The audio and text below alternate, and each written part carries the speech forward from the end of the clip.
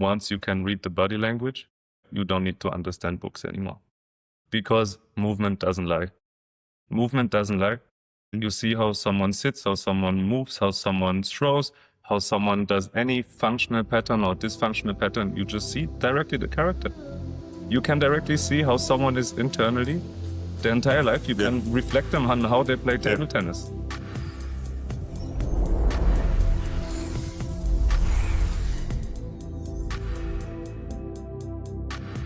Welcome to the Rethink podcast, and today we have a really special episode for you. As you can see, that's the first time we have a podcast in person with another person, and it's also a new facility, so stay tuned, because today I have Max with me. Max is a movement expert, and I dearly wanted to speak with him because he has some truly marvelous insights. Welcome, Max. Introduce yourself. Hey guys, I'm Max.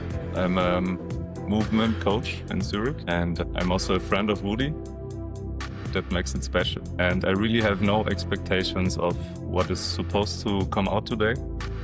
So this is also good. There's no agenda behind anything. It's just a pure introduction of my doings, and my beings. I mean, you have a very distinct and kind of odd career in a sense.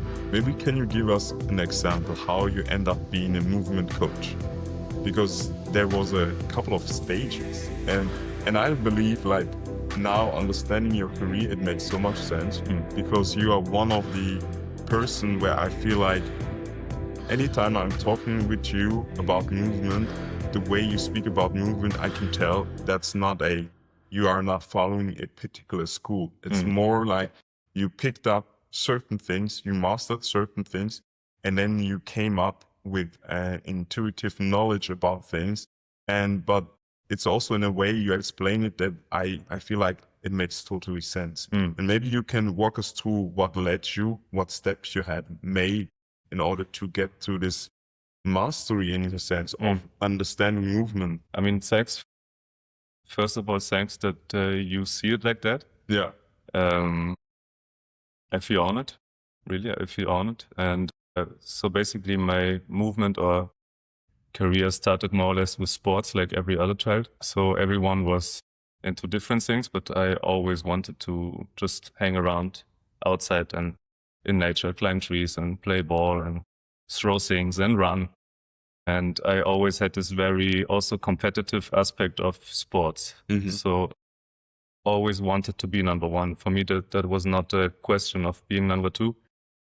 And basically my entire school time, I managed to basically be number one everywhere, like running or throwing. So I lost a bit of the interest in being like always the fastest and throwing and funnily enough, I after decided to not play football anymore because I've started dance. So I went to the dance school. It was not a coincidence, because I don't believe in coincidences anymore. Basically, the neighbor of where I lived, she was a professor in ballet, and she scouted me. She was like, "Yeah, Max, you're gonna be a dancer," basically, and they scouted me in the sport class. Interesting. So they were like from the Palucca School back then, basically in Eastern Germany, the biggest dance schools. And they were like, "Oh, okay, this guy, we want him. He has a nice feet," because in ballet, it's all about nice feet. If you have a nice point, you get scouted. Okay. It's all about the lines of the feet. If you have a nice foot line. Ballet, it's all about expression of the beautiful things. So basically, what is a beautiful thing? It's beautiful hands, it's gestures, it's communication, verbal communication, but through the body.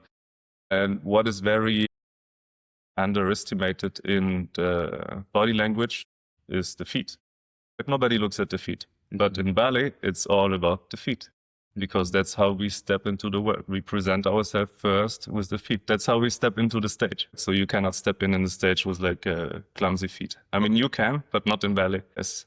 Okay. And so basically the feet need to be very articulated and needs to have a nice form. And she was like, yeah, man, you have a really nice point, you say. Pointing. Yeah, at the feet. yes, a bit Okay. pointing. Maybe we can look at it later. Yes, so basically that's how they scout, right? They want tall guys and tall girls, like this ballerina look. You can all kind of imagine how a ballerina looks. Yeah. Basically, that's what they're scouting. I was like running. I was just wanting to run. You know, I'm a runner. I was super fast, always super fast, the fastest runner always. To dance, and I was like, actually, no. I did not want to. But anyways, I went to the, I went after to the, how you say, audition. It was an audition. Yeah. Right? So it was after the 4th Klasse in Germany. 4th grade. Yeah, the 4th grade. And then you go after to the 5th grade. Yeah. And this was basically where you need to change the school, right? From Grundschule. Yeah. I don't know the school system. High school. Yeah, secondary high school. And basically I went to the audition, and what happened there was I did not have to run. I did not have to throw, basically all the stuff, all the things that I drilled as a child. I had to fucking, sorry for the word, but dance a monkey, right? So the athletic performance, or how I had to perform about my body, was to improvise how to be a monkey. Interesting. On stage, right? So because that's improvisation, and this just opened my mind completely onto what movement is. Yeah. You know, not just clowning around, because I knew how to clown. Okay, you actually have a space to professionally clown, right? to professionally be an elephant. You like the improvisation teacher was like, you know, you can just be an elephant on stage now, and you run from dot A to dot B as an elephant. And as a teenie who was really just, you know, into running, and I always had fantasy, but my fantasy was also very rigid. No, not very rigid. Exactly, very broad. So I had a lot of fantasy already. So for me, this was just, you know, pure fun, pure amazing. It was just like, wow, that's so dope. I love everything about it. But in the same time, it was also the ballet aspect, which was strict, conservative. Everyone in the same row. Everyone needs to put the same outfit, which I really did not like since the beginning.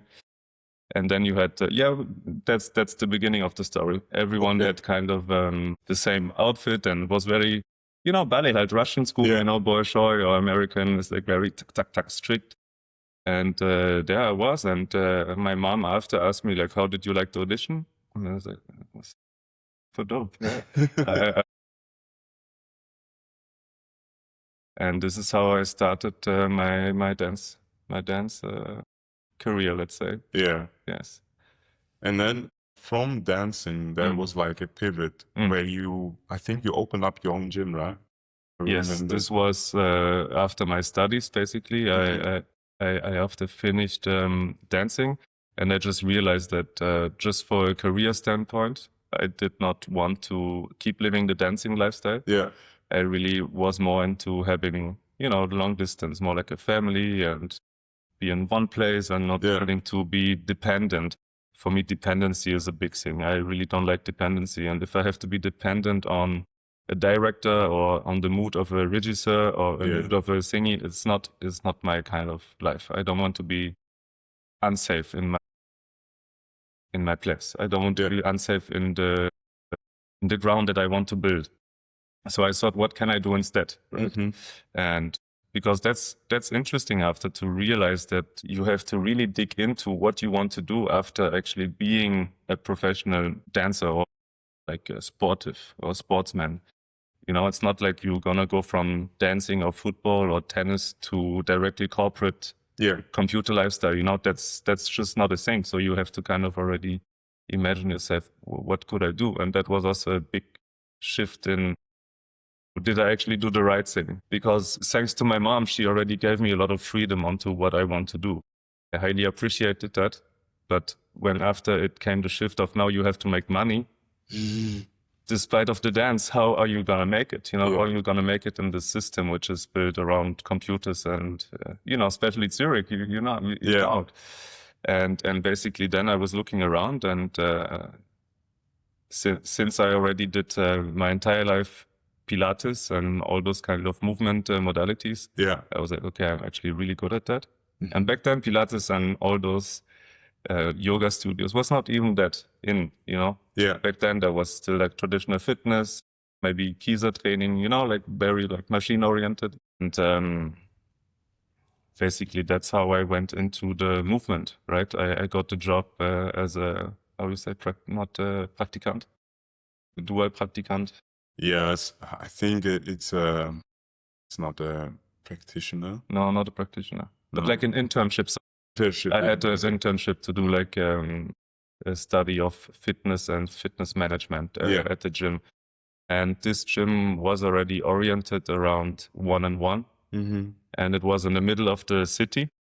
That's where basically I started body working with people in one-to-one. And those people, the clients there were already quite high executive functions. Yeah. So basically there I learned all my social skills and how to be with people and how to teach them, how to touch them, what is the boundary from trainer to trainee.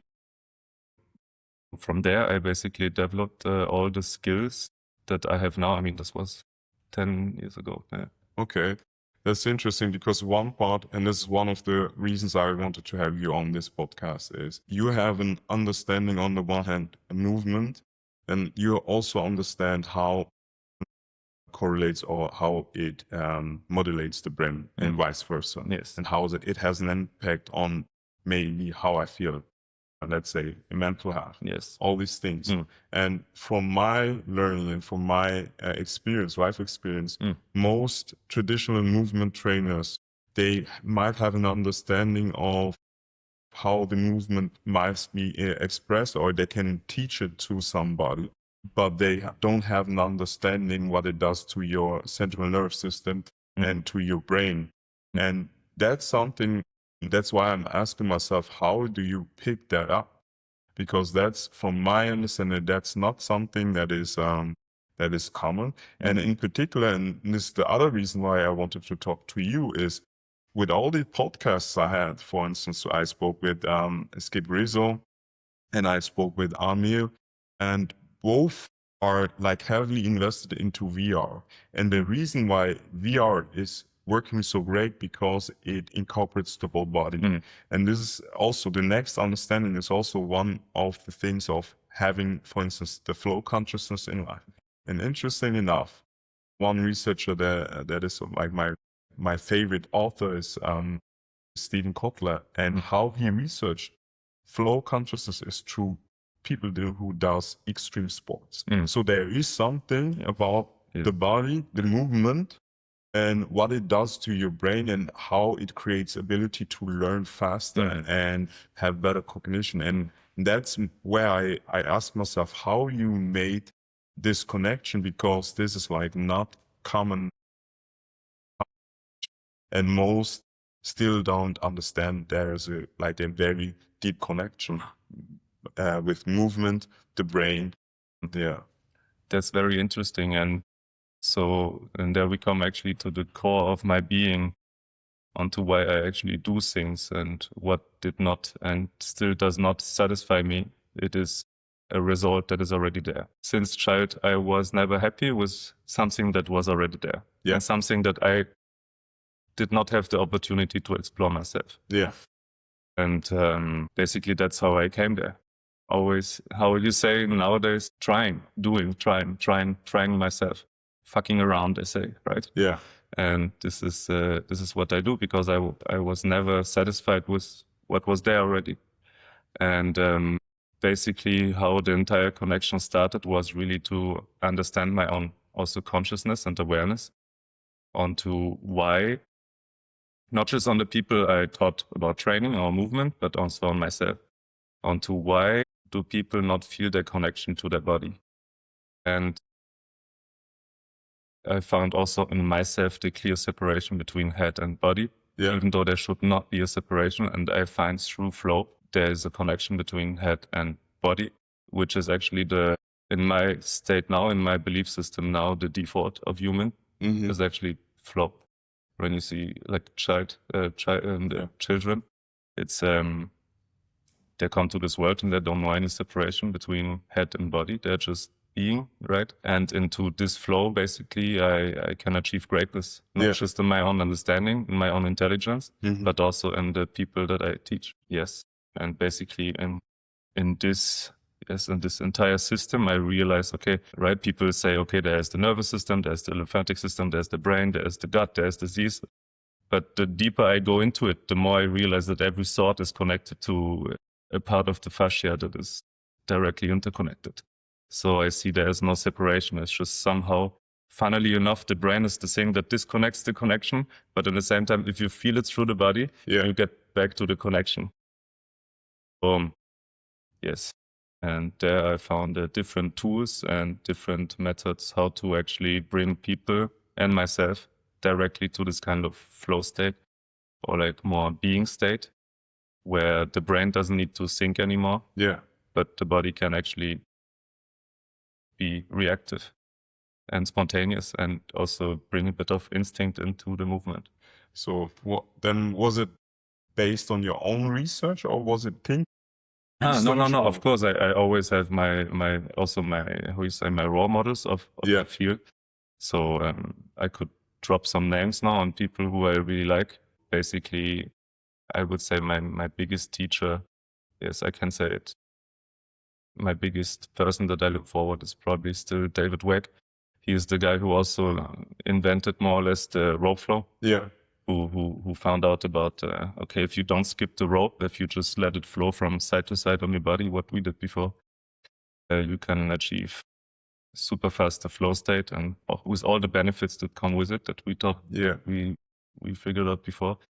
This, and basically also a strength coach teacher. So basically I started with strength coach, more like the Paul Quinn principles that was taught by Wolfgang Unsold in Germany. Basically, Paul Quinn was like I would say the best strength coach in the world. So he trained the most Olympics with gold medals. That's what they define in sports as the best. And yes, from then, I realized what works on me and what doesn't work on me, and what works on clients and what doesn't work on clients. And that's how I went deeper and deeper into actually awareness and whole body connection, more than just trying to just get strong, or because I was kind of also lost into this more weights, more plates, more weights, just getting stronger, bigger. But then I also realized that by just doing world nose back squats or deadlifts, I just realized that yes, I might get stronger, but when I after started to play like ball games again, or started to run, I was really good at running. I realized like, oh shit, my foot is not loading properly anymore. Like my hip is not working, reciprocal anymore. Yeah. There's no much of a spiral exchange anymore. So I was like, there's something off now. So basically the patterns that I trained in, let's say, conventional fitness did not help my body as a whole. It got me stronger. I looked better. I felt more fake confident, but I was not actually performing better in sports or in life. It's so interesting, because one thing that I feel like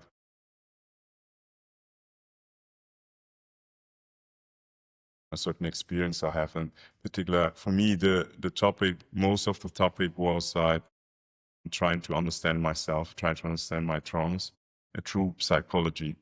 And psychology is just basically talking. And the more I got into that, I understood like there's certain limitations. And now with more understanding, I understand it's just because, for instance, if you talk the whole time, it's just a small part of your brain, for instance. And then we have also like this, also almost common knowledge that when you juggle, that you become a genius. And also I spoke with Alex Doman, who also said like, when you are really doing music, whether it's dancing and singing or even playing an instrument, it has an effect on how good you are in math. So because there are certain neural pathways that are used doing, for instance, music that is related to having a rhythm, for instance. And also when we did the rope flow, totally as well, like, rhythm is something that makes you feel safe. So you can see like brain and the body are so interconnected. Connected, yeah. And so my question is, for instance, like when you are somebody just like us, and you are like, let's say, in the tip of the iceberg in terms of your cognitive performance, but you want to squeeze out more, let's say neuroplasticity, because whenever you want to change, when it's trauma, or you just want to have a different habit, or just a different way, or being more creative. And I find, for instance, when I'm dancing, doing an aesthetic dance, I get ideas. So you see that this is so much connected. What would you recommend, for instance? Like, I mean, we talked about road flow, but what else? What would you advise somebody? Because also, sorry there's another point that just came to me, is you mentioned about that when you did only strength training, that you realized that your body movements, the intelligence of your movements were not there because your brain optimized for different things. Yes, so completely. Yeah. Okay, so there's now a lot of aspects to talk, but let's anchor on one point of, if you are already on the high performance platform, how can you get even more out? Let's start really with coordination, I would say. Let's stick with coordination. So just instead of your basic routine where you can anyways just, be completely unconscious and do the movement unconscious, try to find 5 minutes in your coordinate a new pattern where you really have to engage your head and your body in one task. As you said, we talked about rope flow before, but maybe it can just be juggling, because I don't want to put any narrative now. It's just like just try something coordinative. Yeah. See, explore maybe a skill that you have seen by someone and just try to do it. Yeah. Just try to implement a new identity around your movement. Yeah. And from there, you actually create space onto yourself. And into this space, you can actually put a lot of things inside. So what I mean by that is just don't see yourself as, oh, that's me. My workout routine is just push, pull. This is how I feel better. But just try to implement 1 or 2 coordination drills, or something that challenge a bit your coordination or your back. And from that standpoint, you can keep going forward and see, okay, how does it change my performance, my concentration, especially on tasks where you usually would not feel motivated to do. Yeah. Because it triggers a lot of also not only resentments, but parts of you that you put under the table. Because it's gonna, let's say someone who is already like a high achiever and he has already everything nice in place in his life, right? Yeah. We know many people like that. Try 3 balls on one hand, whatever. It's a challenge. It's gonna be a challenge. Because everything else is already unchallenged, but then again, to start from zero, to realize, all the aspects in my life I managed, I conquered, but I cannot juggle with 3 balls. So this is going to bring out a lot of frustration also for professionals. They're going to be like, oh shit, I'm really not that good. And there you actually see where you meet yourself. Yeah. You see where you meet yourself. Yeah. Because you directly bring yourself into a situation that is uncomfortable. And maybe, like, for me now, this is the first time speaking on the camera online like that. So for me, this is uncomfortable. Actually, not so much, but that's what I thought before. Yeah. But many people, they have all their life figured out. And then, but sometimes there's like moments in your life where you don't dare to do it. Yeah. You evade it. Yeah. And this really to not being good at something in the beginning. Yeah. It really triggers it triggers something. It triggers parts of you that really are challenged.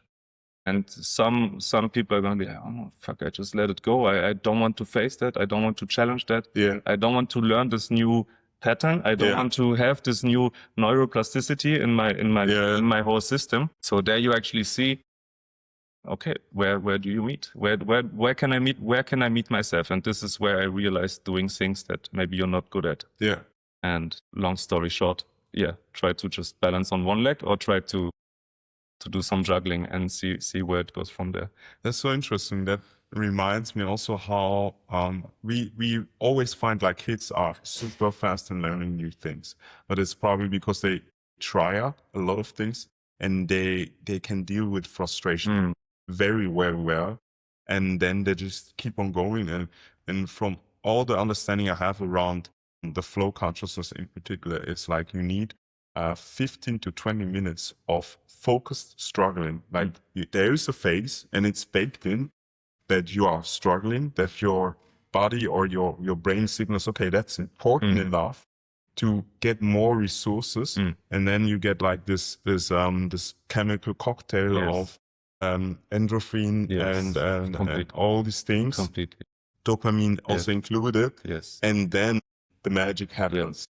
Yeah. I realized that because I have one client of mine, which we work already 10 years almost together. And 5 years ago, I started already to show her the raw flow, and did not click so much. I saw really the benefits, but she did not want to, or maybe still, I don't know. And maybe she was not ready, or I was not ready. Who knows? It just did not click. And now more and more we integrate those coordination drills. And the other day we started juggling, and I realized that it really only took her about 10 minutes to really learn this 3-ball juggle, which was really fast. And there I really realized that maybe my teaching also has improved. So maybe I can explain it better or show her better, or see more the cues which needs to be implemented first in order for her to learn it. Also the teaching is quite of a skill itself. But she learned it, and I realized then, even though in her mind she's like, oh, coordination is not something that I want to do, after the 10 minutes, we were both so happy. But just like, hey, this is such an achievement, much a bigger achievement than if you would just get 5 kilo more on the plate. It's just the feeling of my brain managed to do something that I would have never imagined to achieve. Which I know it sounds very illusional, but juggling for many people is already a very big challenge to actually take the space and take the time and take the effort to learn to juggle. We learned it after, and much faster than suspected. And this was just for both such a cool moment, right? Much more than just doing like back squats or hanging or whatever you can do. It's just really an achievement.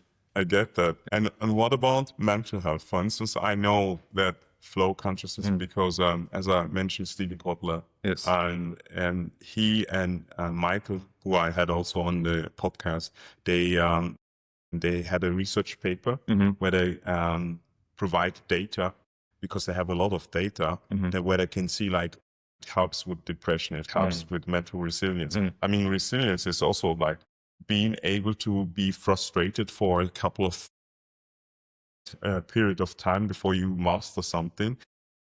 Maybe you can also give us examples of how you can how it has an effect on your mental health when you have certain movement regimens that you use on a regular basis. Yes.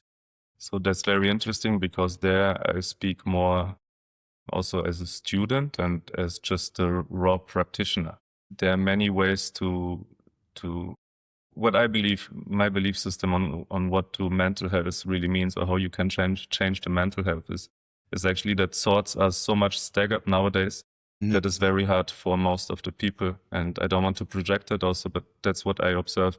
Many people have problems to actually come into the body and really even coming into the flow of knowing what to do with their body in the movement session, right? So that's why many times people just do this is things that they know, but they never go to the gym and just close their eyes and imagine, oh, what could I do now? What does my body want to feel to do? Right? And this for me is actually also the first stage of, do you feel comfortable enough and safe enough to feel instead of think? And then if you dare yourself to feel, how do you come into the feeling? And not thinking the movement, but feeling the movement. And this is the gap basically that I see that is the hardest to conquer, to come from the mind movement to really feeling it.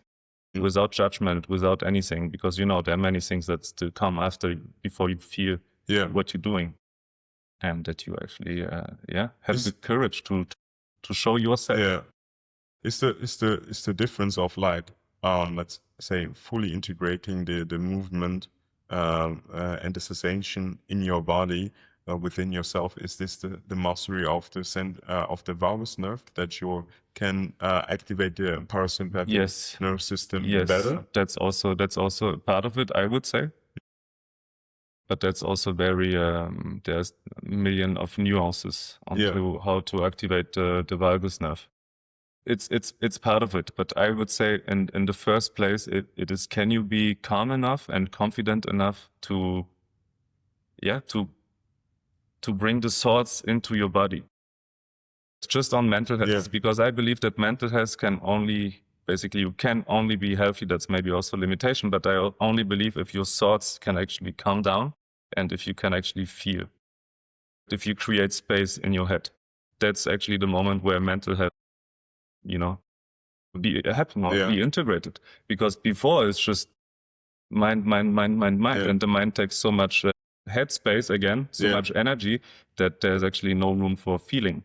And I truly believe that yes, the rest and digest, the parasympathetic, is also one key to get into the body, feeling safe, right? And this is also a very interesting aspect, because if I speak as a teacher onto what is the parasympathetic, if you try to explain it to a client that has never heard, because for us it's maybe something clear, but let's say for 99% of the people, if I explain them, even doctors, they're this yet.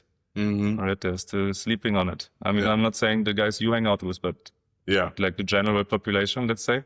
And then it's the question, how do you phrase it and how do you word it? Right? And if I were to tell you don't feel safe, and then brother, I feel safe, and I was like, no, you don't feel safe. So that's why, again, you bring people into the head. So absolutely, for me, the big challenge as a coach is actually how to bring people into the body without. That's the thing that I also noticed. In last podcast, I spoke with Lisa, and she was the author of NeuroWell. One of the things that she explained basically is her, like, let's say, core message was how important the executive function was, basically that. And besides of the executive function was also the next point. It was about safety in that sense. Like, it's basically the whole, it was one part was the executive function, but the other part was also the understanding what is going on in your body, what is going on into your system. And basically what she explained is there is a process of how to develop in a sense. This is like understanding bodily functions or bodily sensations, and understanding how your body influences, for instance, your thoughts, your mood, and all these things. And like she has a background in education, all these things, and her approach was from the neuroscience perspective. However, what she explained was basically nothing else as what we know as mindfulness. Mindfulness is, let's say, in the mainstream called as something kind of, okay, it's getting better, but it's kind of woo-woo. And that's the whole point of it. But these are like feelings, for instance, feeling safe in the brain or embodying something. All these things, it sounds a bit esoteric and it sounds woo, but there's science behind it. And I feel like there is like, this shifting right now. And interesting enough, a lot of things are ancient practices where we can now, science is catching up, having the explanation that there is an effect on that, and maybe we can measure it, but they knew it before.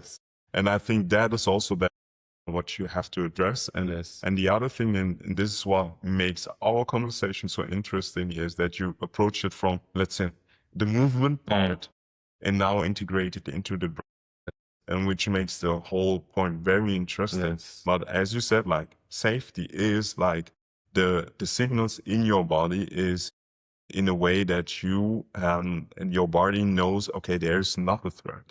And your whole body, your whole brain, everything functions different when we can relax. And I think our modern world is, or let's say our software is basically still not up to par of what we have currently. Yes. And that's probably one of the reasons why so many diseases are Yes. around, because we are not able to release the stress.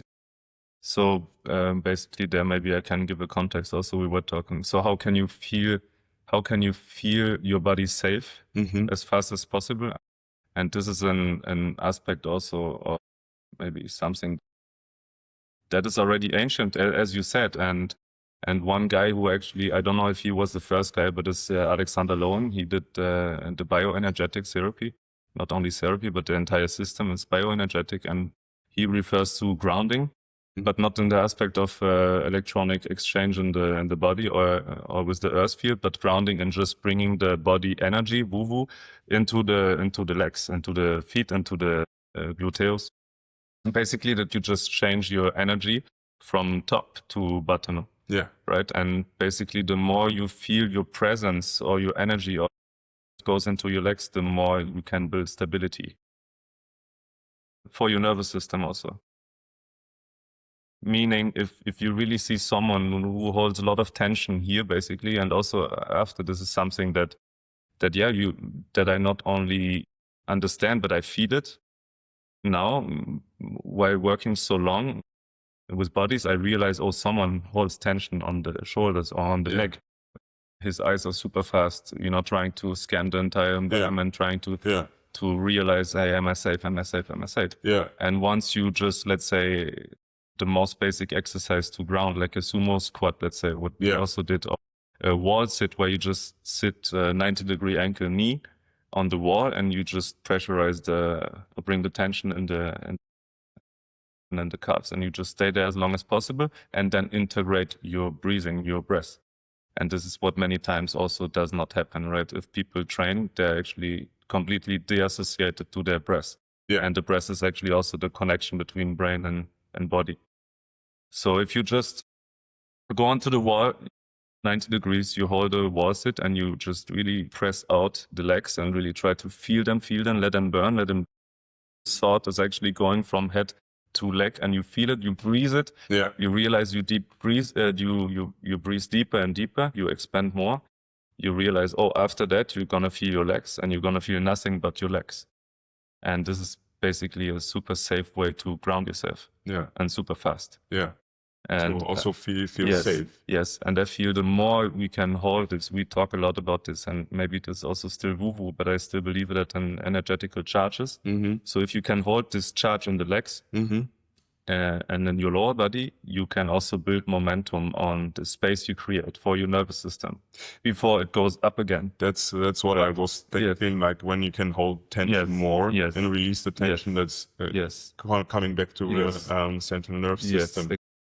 One thing that I'm totally curious about is, have you read the book The Body Keeps the Score? I have read it through, but not really into depth. So, but what I took from Body Keeps Score is really the MDMA, I believe it's called. So basically the eye movement tracking.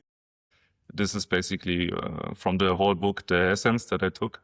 So this is what I like to do. Actually, from all the great teachers, I like to just super speed take the essence and implement it into my to stick around much. I take the essence, I see does it work in my field, and that's it. Okay. So, and with him I realized the eyes. Yeah. And there's also the correlation between how is it called? Porches, right? The parasympathetic guy. Yeah. Porches, how is it now? I'm not sure about the name. What? So he was the guy with the polyvagal theory, right? Yeah. Yes. And he also talks a lot about the eyes. Yeah. And so basically, this is also the interesting part again about things work. Yeah. But then in the end, I never see anyone implementing any cool practice around the eyes, right? And this is what's also interesting, that really and this is where I really also thrive around a lot. Playing with, timing, with eye improvisation. Where do people actually have difficulties holding it? The input of the eyes. Can you explain more what the correlation is with the eyes?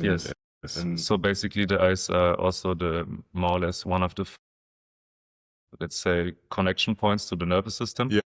And through eye movement, you can basically also get into less of a sympathetic state, more into a parasympathetic state. Yeah. And this you can just really observe. And if you just like sit there and try to keep your head straight and observe one point on your right, you can just slowly see after, if you hold it for 1-2 minutes, if you coordinate your breath, you realize, oh, I'm slowly coming down. I'm slowly realizing, oh, why am I actually excited? Why am I speaking so fast? Oh yeah, because this is the first time I do a podcast. And then you're like, yeah, you see, that's how fast it goes. That's how fast you can regulate with the eyes.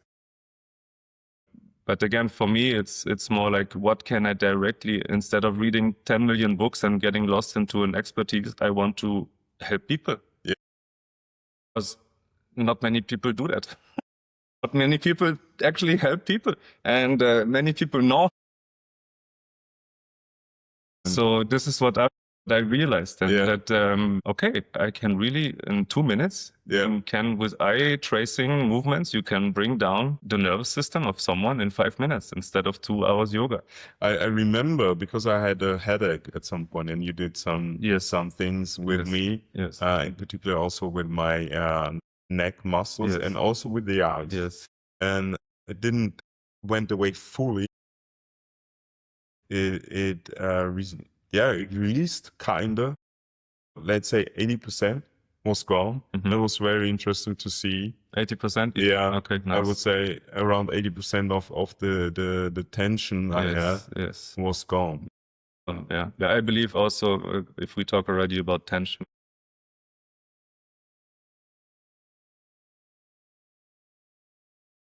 most tensions are actually held in the head, since all the thoughts and all these things there a lot, right? A lot of stiffness around the neck and around the jaw also. You see that a lot. Many people have jaw, and actually that's the interesting. Teeth grinding as Teeth grinding also, and there we can also talk later, because this is also my second kind of hobby that I found now. Yes, basically it's that many people hold so much tension, but they actually don't feel it. They don't feel it. And what is interesting is actually that the pain that your body feels at some point, no matter if it's from an accident or if you just sporadically have back pain or shoulder pain, the pain is actually the access point to relieving all this stuff. Yeah. And that's what's interesting in the modern society, is that people believe pain is the bad guy. Yeah. Pain is actually the good guy who tells you, man, you should move more. You should maybe, check your own tension. You should do a bit more introspection. Yeah. And basically this is also another, which I also only the last 2 years I really implemented through also rope flow, but also through the SA sessions. Yeah. Right, to our common friend. I don't know if I can drop names here, but of course. But that I really learned to navigate my feelings through the internal understanding. Yes. And not just the external validation and trying to understand, oh, am I safe through, okay, are you safe? Yeah. Yes, I'm safe. No, I need to learn how to be safe in myself. And this is also created by bringing awareness into the body. That's the thing. That's also what I realized and learned, is exactly one of the reasons why I believe, like I said, so mental experiencing is so effective, is because it incorporates more of your, let's say, more of your cognition, more of your brain, and you want to change something in your brain, whether it's trauma or whether you want to learn something new. It is about like activating as much of your brain or your cognition as possible, and that's why what I with myself. And one particular thing, to come back to the body, is also what I observe with myself, is the more I incorporate, for instance, breath work, also somatic experience, all these things, and also like being more connected to my body with through dancing and other ways, and also trying out new things. For instance, martial arts, I noticed that I'm becoming less stiff. And one of the things that I noticed how much trauma I was holding in my body was the stiffness. And now, interesting enough, I'm not sure how it is for you, but now when I see people and I observe their movements, it's almost like I can see their traumas and how much trauma they are they are tied to, and how much they didn't release stress or whatever, and stress they are still holding on. And you can see it in the stiffness and in the way they move. And this is the most interesting part about the body. Once you can read the body language, you don't need to understand books anymore.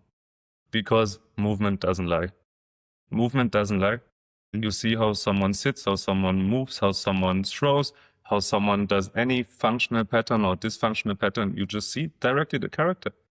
You can directly see how someone is internally their entire life. You can reflect them on how they play table tennis.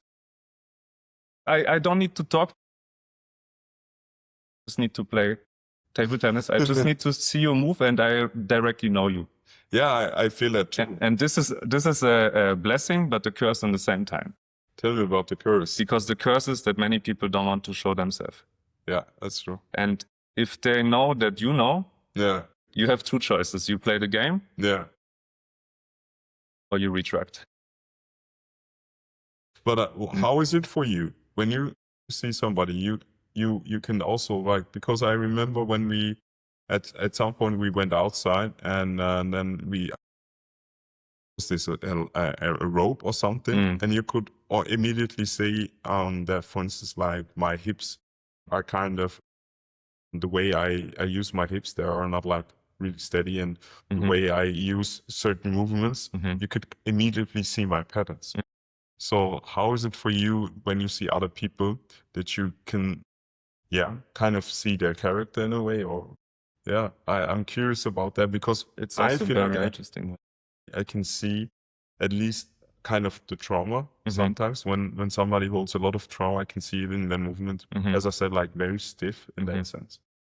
Yeah, trauma, it's again for me also a bit of a different story, but just let's say on the movement perspective and how the entire being presents itself in space. Yeah.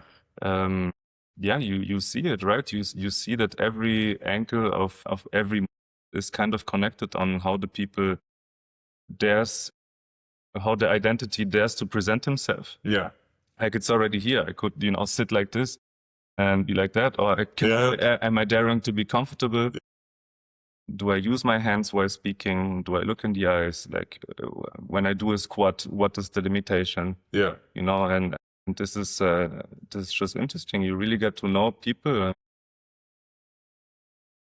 express and whatnot, and who they also want to be, right? You have many people that don't want to be too jacked because they believe that, that's not who I am. Yeah. But maybe that's who they actually are, but they don't want to cultivate this part of so, the body tells a lot of things. Yeah.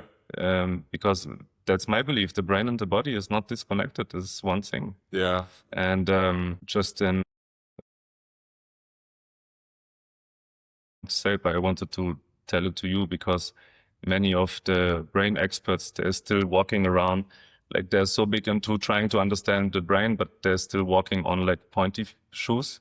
Like we like in the movement scene, I would say like Spitzschuh. Yeah, just like me.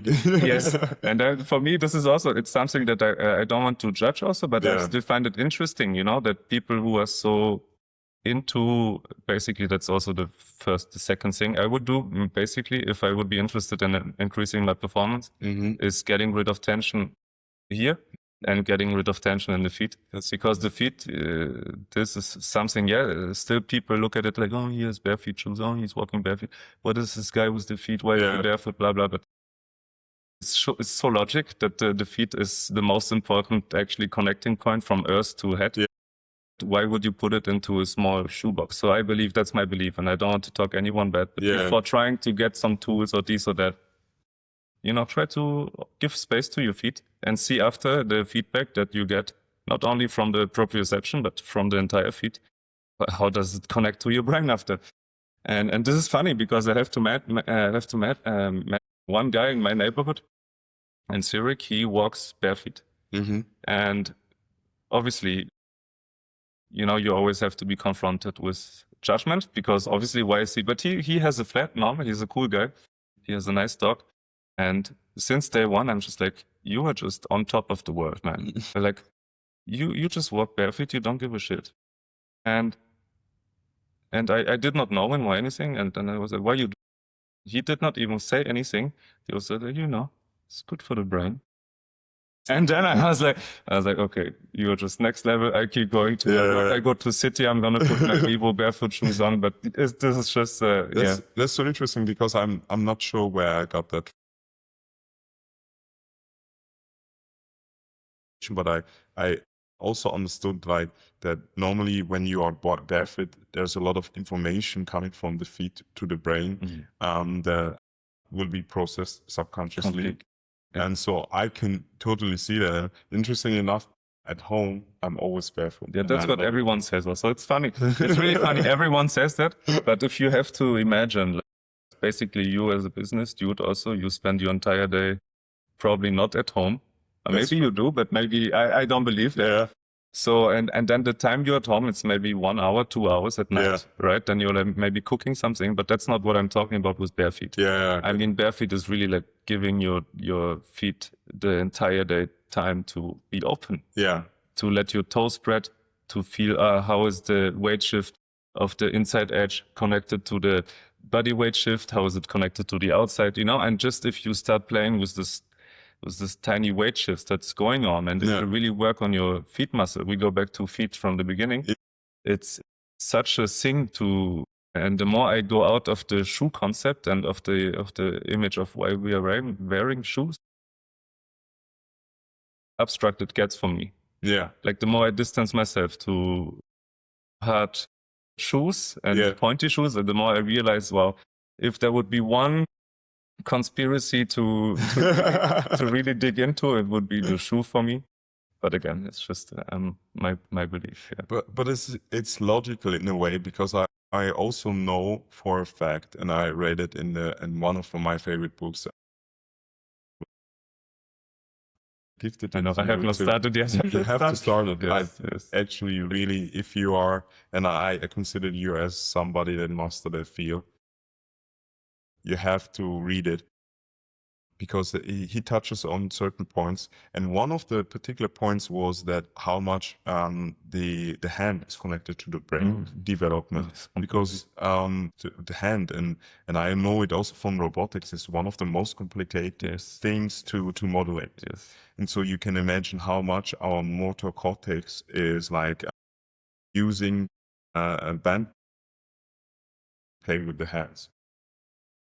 If you have a really good, so our hands are very, very much connected to our brains. And then you can see it also with people that play an instrument, for instance, when they play the piano, you can see, for instance, that certain people, for instance, when they move the finger like that, because when they play the piano, it doesn't do that, because they have like so much neurons in that space to control these tiny things.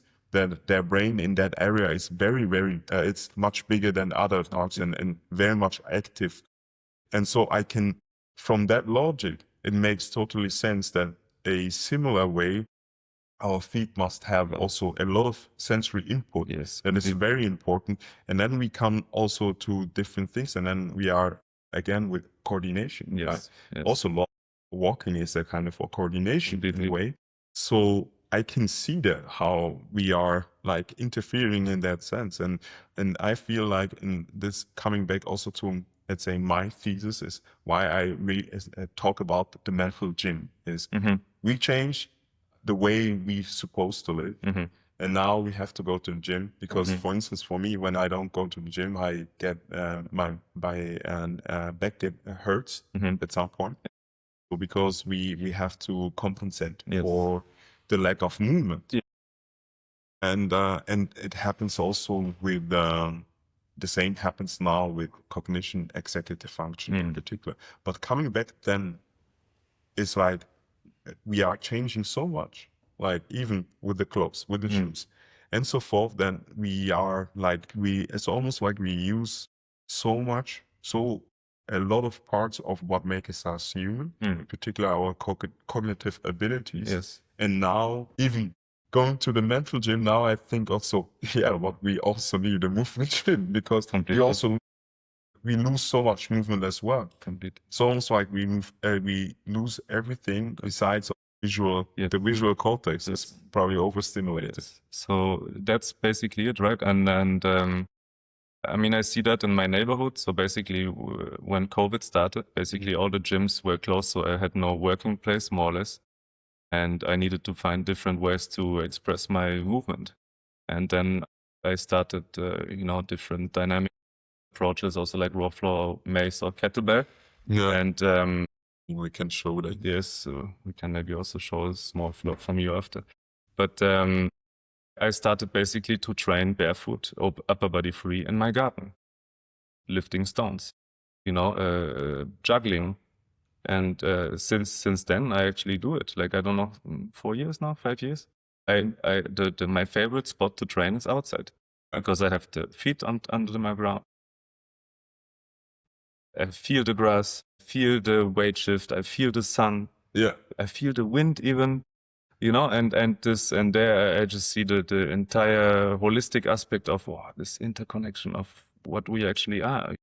And this gets expressed through movement outside and not just, inside. And I have many friends that have inside gyms, me also now included.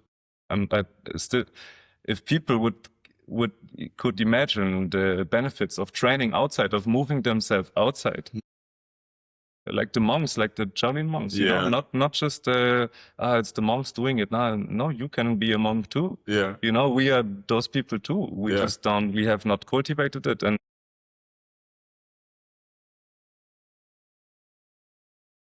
And this is where I see, okay, you don't need to explain this to people. They just need to feel it.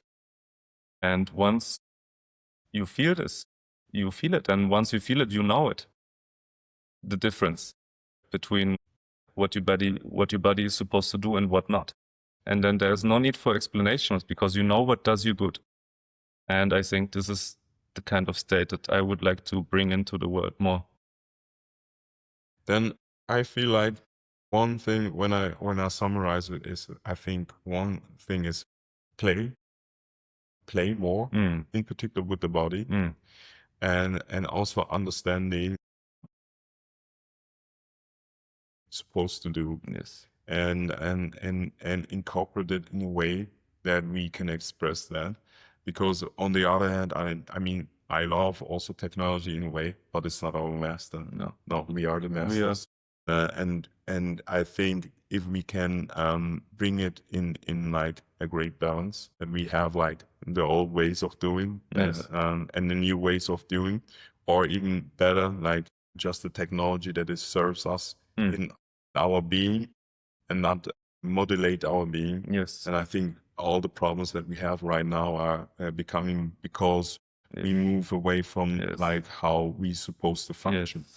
Yes, we move away from nature. I also realized that, and with all of my new clients, I realized that, to ask, are you ready for the parasympathetic? Yeah. Because you have to be ready for it. Because there's the moment you realize that, maybe I did move away from nature. Yeah. And maybe I don't have those symptoms, or the symptoms are not the sicknesses. You know what I mean? It's more like the lifestyle that has created the symptoms.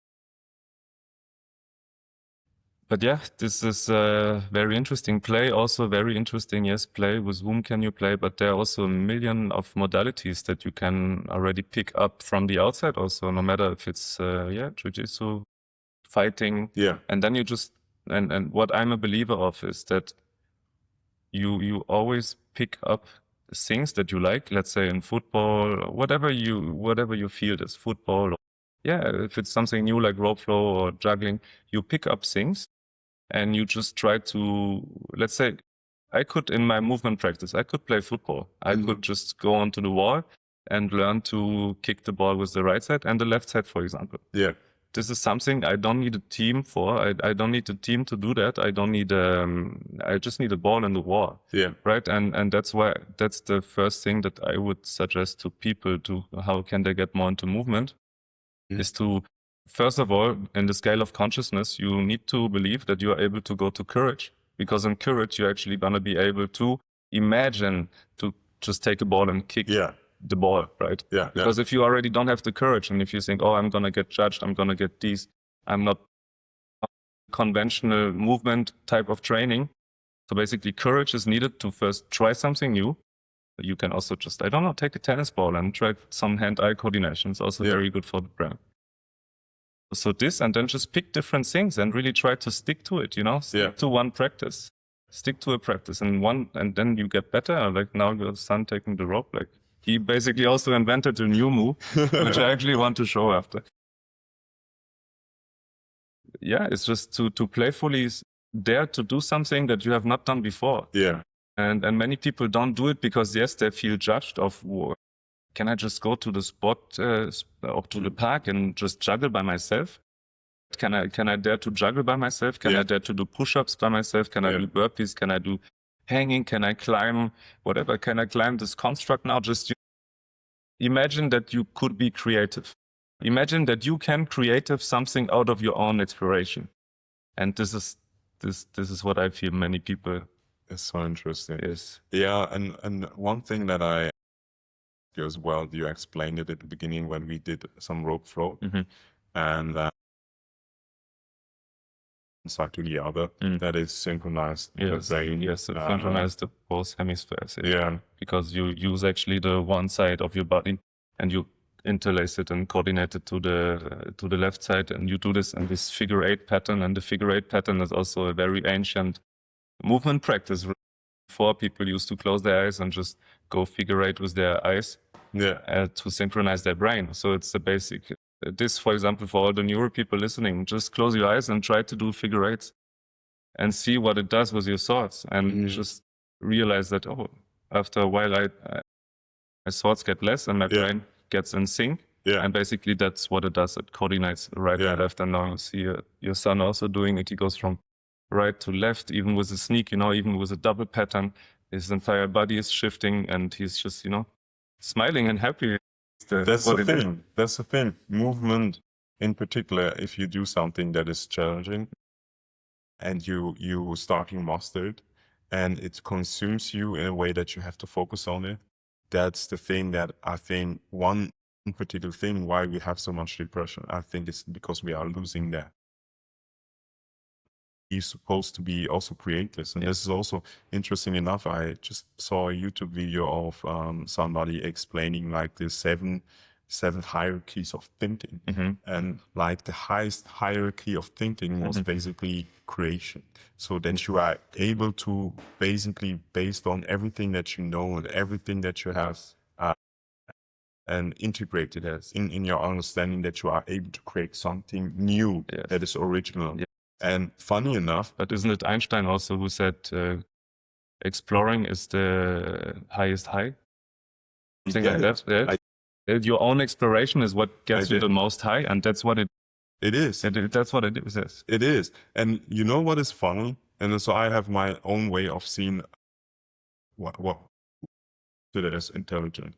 And for me, one of the things I always intuitively understood, or this is the way I was thinking, is like when you have somebody that is very small and can articulate like concepts and maybe even transfer it from a scale from one particular subject to another, that's remarkable. But I think when they are letting intuitive and original thought, for me that's not intelligence. And for me there's always, when I consider somebody as not intelligent, or I don't feel like he's or she's intelligent, is always because I feel like when they are not able to have like original thoughts or original creations, that's the only purpose of living. And that's what also one of my best friends also, we just talk, okay, what's the purpose of life? And just be original, period. Because if not being original, what are you here for? And maybe that's the reason of all these things that we have in modern life. It's like we are not really expressing whatever we want to do. Yes. Do new practice. Yes. And there we come to the point of my realization. All the pains, all the things that we hold is stuff that is unexpressed. It is unexpressed potential. Wow. And we are just trying to hold it to not express it, but there's so much genius in all expressions, and this is the point, because we don't dare to express whatever needs to be expressed, and we hold it, we try to micromanage it, and this again is something that I learned again from Lowen. The connection maybe also something that could give those viewers now today also an idea of how they can access more tension points or access trauma is actually to feel sensations, bodily sensations. Yeah. And then not only trying to fake the noise, but let's say really if I touch you and you really feel like a pain, that you really go into this, if you really vocalize the tension. And the more you learn to vocalize the tension, it also goes, yes, it can get a bit into the sensual and sexual energy, but it's exactly also what is nice and good. Because let's say for the feet, for example, imagine you would walk around your entire day with, you know, like the entire gloves, like the shoes are. Yeah. And not even gloves, but like skinnier gloves like this, you know, they would be even like this, like our feet are nowadays. Yeah. Right. And then you would be like, and then at night you would be like, oh, you know, now I am hand free. You know, Max, at home, I can be hand free. And I was like, oh, bravo, good on you. So then you allow yourself to cook like that for 2 hours and then you go to sleep like that. Okay. But then again, the entire rest of the was you're like this again. Yeah. Long story short, after you will feel tension because a lot of things that are supposed to be like that are unexpressed. It's unexpressed. And what is unexpressed is stiff, is energy being stiff, not moving. Yeah. Right? And then when you feel the tension points, when you really, if I would now really go deep inside, I would feel like, oh, you know, like I would make a noise to it. Yeah. But many people also, they're trying also to contain that noise. They're like, they don't breathe. You know, if you go to a massage, many people, they're just like holding it, you know, they feel it, but they're like, I want to survive this feeling, but just breathe it, you know? Yeah. And do the sound, do the noise, feel it, live it. And that's what also many people also now hear. And they also believe in this entire, this neuro reflection, that when I'm here, we kind of reflect each other. You know, our brain is kind of reflecting. Mirror neurons, you know. And I also believe that. So if you are in an environment where everyone is like this, you are also going to be the next one like this. Of course. Right? And then if one person is going to be like, oh, you know, this, when you touch it, you feel something, and the feeling gives you the ability to vocalize it. And how does it sound? It sounds like this. Oh, it feels nice. What? It feels painful. But with this, like this is not my concept, this is from Lowen, completely change. Like also my hands-on work is just when I now touch people, and if they just release themselves and they feel the sound of the frequency, of the resonance of what they feel there, and then they're there again. It actually has space to move again. But this is so interesting. It's also, it comes back to what I spoke with Alex Lowen. Exactly. And we also talked about the didgeridoo, the frequency, low frequency. It's funny because I'm a practitioner. Since Wolfgang told me that you also are using it. 3 years now. And the circular breathing is something. Circular breathing. By the way, if you guys are into breath work, circular breathing, do didgeridoo. I swear it's one of the best things ever, because you have the breath work and you have the vibration. Exactly. And you have not only the high vibration of now we speaking, but like you really have the sound of the low. It goes until here. Exactly. And there is really a lot of stuff hidden, you know. And then also, my understanding is that this also stimulates the vagus nerve. Yes, completely. Thing is the same as also with humming. Yes. So all these things, so that's why I can imagine why when you verbalize, like for instance, pain or certain things, and you bring in sound in that, it also changes things. So I totally see that. And the humming is already, I think, nitric oxide ×5. But I don't want to know the ditch. I don't know if they ever did studies, but the ditch, I believe it's going to increase. I don't want to know, but it's not only good for snoring and for jaw release. Feel it. It's like from here, right? This entire chain until the diaphragm, until your balls, you will feel everything vibrating. Wow. Because the thing is, Alice is also a big fan of using like bone conducting earphones. And it's because of the frequency, and it's also the frequency of what you feel that makes quite a difference. And I have to tell you, like every time I'm static dance and there's the didgeridoo, it does something with me. It's different. And The frequency is just crazy. Yes. And I also learned like circular breathing is extremely good for sleeping well. Circular breathing is let's say it's another example of the juggling. Why do I know that? Let's say someone comes, snoring, sleep apnea, all this, we can talk this. Someone comes and he's like, I want to have a breathing practice. And you're like, I actually have the best tool for you would be digitally do circular breathing. But if you tell someone who just wants to do a bit of Wim Hof, you know, they're not going to be like, circular breathing. So now here comes again why the movement practice, why to learn to juggle.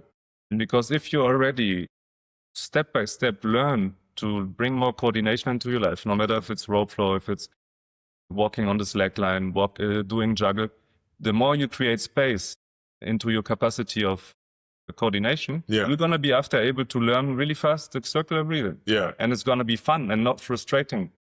Because now I know that if I go to someone on the street who snores, who would benefit from the ditch 10x, he would not do it because he would be frustrated on the circular breathing, right? People don't have the, to learn, to put it through. And this is what I feel, again, back to the point before, this is what's missing. It's not the knowledge. The knowledge, we all have it. It's actually the groups. It's the groups. Let's say we would here now have groups and then we go like, okay. People would start doing digitally do together. This is where I see it. This is where I see the future. People doing the stuff and not talking about it. So I feel like you handed over to see you playing the digitally do, and I kind of feel like I have to train it as well. I mean, we can do that. You mentioned briefly that you have also another hobby tied to your gum. Maybe you can dig into that. Yes, I mean, that's basically a side project that I started because I realized that, let's say, I don't want to drop numbers that are untrue, but let's say half of the people that I know have kind of a jaw issue or tongue issue or grinding issue also at night because of several reasons we talked before about the head, too much tension, blah, blah, blah, and, you know, holding tension also in the teeth and jaw. And my realization is, yes, you can do a lot of relaxation. You can do like, you can do massage. It's also very trendy at the moment. You can relax a lot of your tension, which is in the jaw. But this is what I realized in James Nestor's book. I don't know if you have read it, Brett. No, but I had the recommendation a couple of times. Okay, this is very interesting also. And basically in the whole book, he's talking about his own journey about lung capacity and breathing. Explains that he was in Paris and he basically did analysis of scores and that he found that the scores back then were much brighter and much bigger developed. And so basically, I don't even know if he spoke it already out, but yes, I think he wrote it down already in the book that the food back then was much harder to chew and what was much longer to, they had much longer times to chew the hard food back then because they had much more harder foods.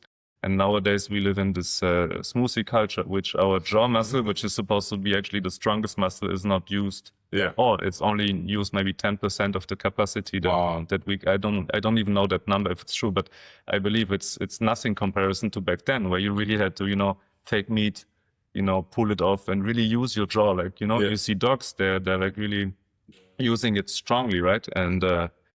And there I realized also that also it's quite a trend at the moment that people use trained jaw now. Also, you know, take something in their mouth and bite it. So, and I've been experiencing this since also now 5 years.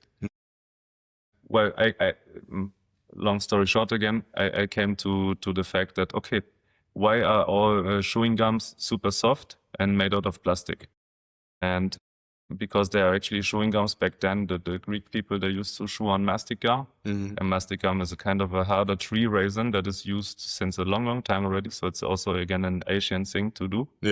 And then I did some research, and back then, also in Germany and in Europe, they used to chew also on resin, pine, and different kind of like European trees. And so I was looking into that, and then I found, because also for the next generation, I realized that, hey, my son, he's already also losing a bit of pressure on the mouth. He's not chewing hard enough. Like his jaw structure is not how it's supposed to be developed. Yeah. And then that's how I actually realized, like, hey, what can I do to make this, Yeah. Because you can, yes, I could basically every day buy a steak and make him force feed a hard steak, but this is also not really what modern society, it's not really integratable. It's not really integratable. Yeah. And this is where I realized, okay, mastica. So I tried this to shoot a mastic, which is also good. It really helped me also with my jaw, because I also had a lot of jaw tension. And I realized, oh yeah, biting, it's like when you train the back, when you have back pain, same with the jaw. You train the jaw and it gets better. Many people say, oh no, you have tension, don't bite. But no, it really helps. It really helps. But what I realized with the mastic is that it really makes you super hungry, because it activates a lot the fluids of the stomach. Yeah, that makes sense. And then I was just always biting. Cool. I had the training effect. Cool. But I was super hungry. And then I just mixed around and I started cooking different raisins together. And basically now since like half a year, I'm trying to find the perfect recipe for a gum that actually tastes good and is natural. And this is what I do. And I believe that could be a big, big thing for the health industry later on. Yeah, because one thing that I also understood is that it when your jaws is stronger and in your get wider, it also opens certain things and that makes you help better breathing. So basically this also, I believe many of also your viewers, they have heard about also, because also James Nestor talks about it. So basically what he sees is that the tongue in resting position is supposed to be on the top of the palate. Yeah. So that basically it also not only supports it, but gives it actually more space. So the bone structure can actually be affected by the tongue. So it's basically this, when you can hold the tension on the, like not the tension, but if you can hold the suction from your tongue on the above the palate, but also subconsciously. So basically when I'm done talking, I swallow and then my tongue is supposed to be up. Yeah. And this is also something that I practice also rigidly since 2-3 years now. And I realize before and after pictures it's crazy.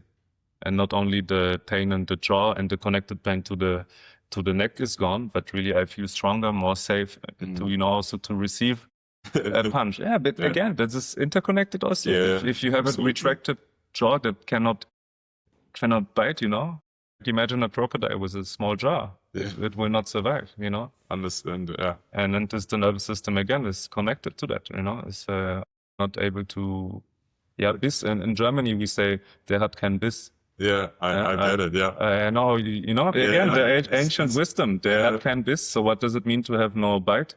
It cannot use it. So true. Yeah. Hey, it was super great to talk to you. There's one thing that I wanted to ask you is there something from your perspective that you think the audience need to know? Like one summarizing thing or one important thing that we maybe didn't cover, or where you feel like this is really, really important and dear to your heart to say to the audience. Yes. Always believe in yourself. I really can say that. Yeah. Always believe in yourself. Even if the entire world thinks you're crazy, just stick to yourself. Stick to your beliefs. That's great. Yes. That's great. Thank you, Max, for being here. Thank you. Thank you for being here. It was a great pleasure. I had so much fun. Thank you. And also the first in person, so that is great. Thank you so much. Thank you.